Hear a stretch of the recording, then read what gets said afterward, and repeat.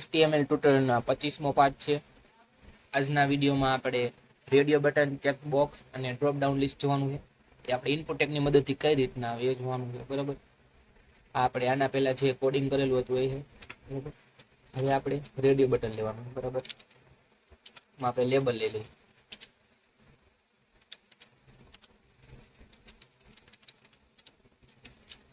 આપણે જેન્ડર આપી દઈએ.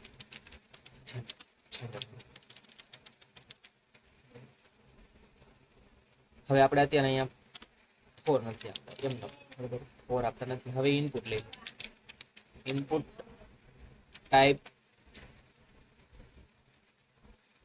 ટાઈપ આપણે શું લઈશું? રેડિયો. બરાબર, રેડિયો. એમાં આપણે અત્યારે નેમ ફોન નેમ રાખી દઈશું. બરાબર, જરૂર નથી. વેલ્યુ અહીંયા આપણે આપી દઈએ મેલ. અહીંયા આપણે વેલ્યુ ક્યારે આપી શકીએ? જ્યારે આપણે ડેટાબેઝમાં ડેટા ઇન્સર્ટ કરાવતા હોય ત્યારે આપણે વેલ્યુ ખૂબ જ જરૂરી છે. જે આપણે વેલ્યુની અંદર રાખશું એ જ ડેટાબેઝની અંદર જશે. હવે પહેલા આપણે આટલું આઉટપુટ જોઈ લઈએ. એક આપણે રેડિયો બટન બનાવ્યું, જેન્ડર એનું લેબલ છે અને આ રેડિયો બટન. બરાબર, મેલ વાળું આઉટપુટ આપણે અહીંયા જોવો. આવી ગયું આપણું જેન્ડર.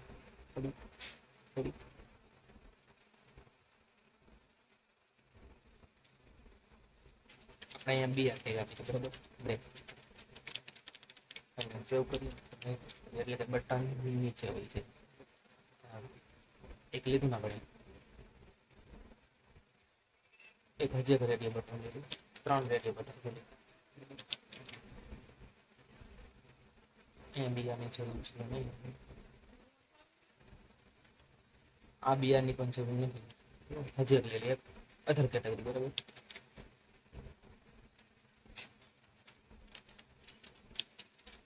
ફિમેલ લઈ લે, ફિમેલ ના કર. બરાબર, હવે આપણે આપણા રેડિયો બટન. હવે આપણામાં જોવાનું એ રીતના સિલેક્ટ તો આપણે બધાય થઈએ, બધી કેટેગરીમાં તો બધા કોઈ આવતા હોય નહીં, મેલ ફિમેલ અધર. તો આપણે કેવી રીતના કરવાનું હોય? આના પેજને પહેલા રિફ્રેશ કરવાનું. મેલ ઉપર ક્લિક કરીએ તો એક જ સિલેક્ટ રહેવું જોઈએ. પછી આના ઉપર ક્લિક કરીએ તો ઓટોમેટિક મેલ ઉપરથી વહી જવું જોઈએ. અધર ઉપર ક્લિક કરીએ તો આના ઉપરથી ગમે તેના જેના ઉપર ક્લિક હોય વહી જવું જોઈએ. બરાબર, એના માટે આપણે શું કરવાનું? એ નેમમાં જવાનું. નેમમાં આપણે બધે માની લો કે તમે ગમે તે રાખી, આપણે જેન્ડર રાખીએ. બરાબર, નેમ આ નેમ જેન્ડર, બધા નેમમાં જેન્ડર લઈ લઈએ.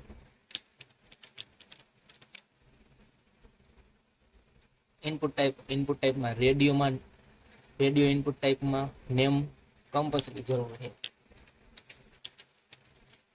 હવે જુઓ, આ મેલ ઉપર ક્લિક કર્યું, આના ઉપર ક્લિક કર્યું, ઓટોમેટિક મેલ ઉપર થઈ ગયું, અધર ઉપર ક્લિક કર્યું. જો આ નેમનો કમાલ. બરાબર, નેમમાં બધે એક જ સરખું નામ આપી દઈએ, જેન્ડર. તમે ગમે તે લઈ શકો. બરાબર, આપણે ફિમેલ આપી દઈએ, અહીંયા અધર આપી દઈએ. બરાબર, રેડી. તો આપણું હતું રેડિયો બટન. હવે આપણે ચેક બોક્સ જોશું. બરાબર, એમાં આપણે લેબલ લઈ લઈએ. લેબલ સ્ટાર્ટ ન હોય એમાં ચેક બોક્સ, એમાં આપણે હોબી લખવાનું. બરાબર, આપણી હોબી. હવે ઇનપુટ ટાઈપની અંદર આપણે ચેક બોક્સ જોઈએ તો આપણે ટાઈપની અંદર શું લખવું પડશે? Check box. ટાઈપ લેવાનું. હવે એમાં આપણે વેલ્યુ આપી દઈએ ક્રિકેટ. તમને જે અનુકૂળ આવે એ આપી શકો. બરાબર, એક્ઝામ્પલ તરીકે લીધું. હવે આપણે હોબીમાં ક્રિકેટ એ નહીં કરીએ.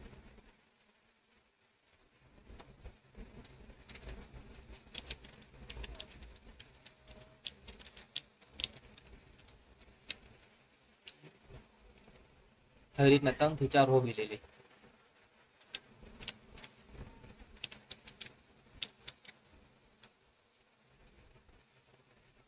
ખોખો,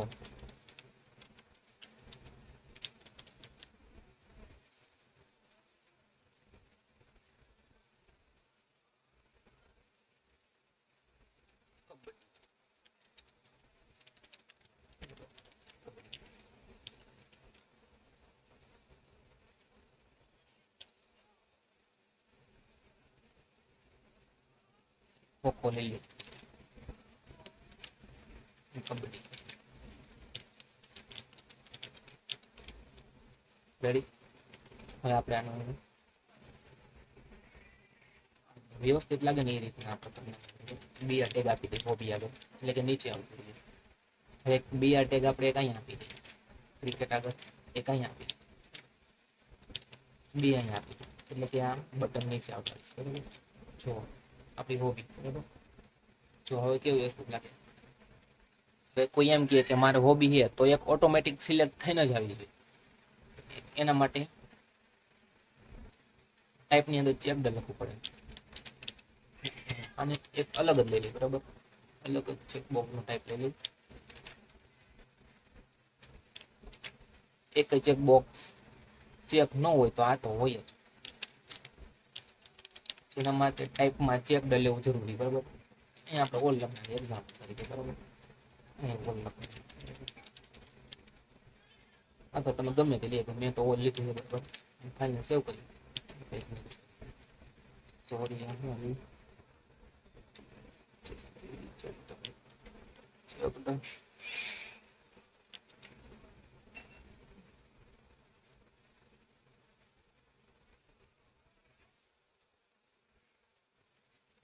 સ્ટોરી અહીંયા તો ચેકબોક્સ જ આવે.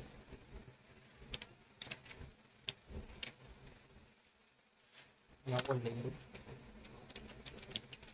અહીંયા ચેક આવે. સોરી, આ ઓટોમેટિક ચેક જ આવશે. બરાબર. આ જો પેજને રિફ્રેશ કરી જો ઓટોમેટિક ચેક આવે. ક્યાં કારણથી અહીંયા આપણે ચેક લખવું. બરાબર. એક જ ચેક કરો કે ન કરો, આ તો ચેક જ આવશે જ્યારે પેજ રિફ્રેશ થઈને આવશે ત્યારે. બરાબર. તમે ગમે તેમાં લઈ શકો. બે ચેક કરવો હોય તો પાછું એક ચેક આપી દઈએ તમે, તો આ બે હોબી ચેક કરી ગયા છે. બરાબર. રેડી. હવે એના પછી હવે આપણે આવશે drop down list. Drop down લિસ્ટમાં હું આપણે સિલેક્ટ ટેગ આવે. બરાબર. Select tag start, select tag over.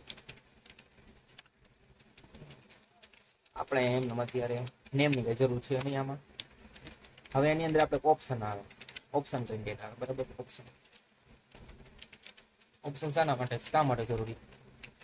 Drop down list હોય એની અંદર તો ઘણી બધી વેલ્યુ હોય. માની લો કે સિટી હોય ડ્રોપ ડાઉન, તો એની અંદર ઘણી બધી સિટી આવે. બરાબર. હવે આપણે કઈ લેબલ લઈ લઈએ. ફરી કોપી પર લો, અહીંથી આ લેબલ કોપી, અહીંથી લેબલ કોપી. બરાબર. લખનાર સિટી, આ સિટી લખનાર. બરાબર. હવે આની અંદર એક વેલ્યુ આવે. બરાબર. એ આપણે અત્યારે જરૂરી છે. એ જ્યારે આપણે ડેટાબેઝમાં ડેટા ઇન્સર્ટ કરાવીએ ત્યારે વેલ્યુ બહુ જ જરૂર છે. સિટી આપણે લખનારી રાજકોટ. બરાબર. ઘણી બધી સિટી લખનારી. ઓપ્શન ટેગને કોપી કરી જેટલી સિટી લેવી એટલે અહીં સુરત આપી દઈએ.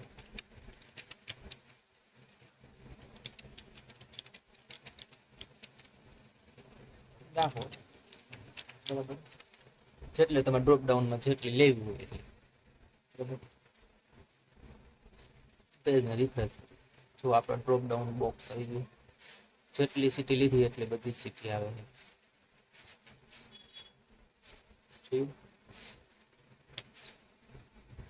અહીં આપણે બીઆર ટેગ આપી દઈએ.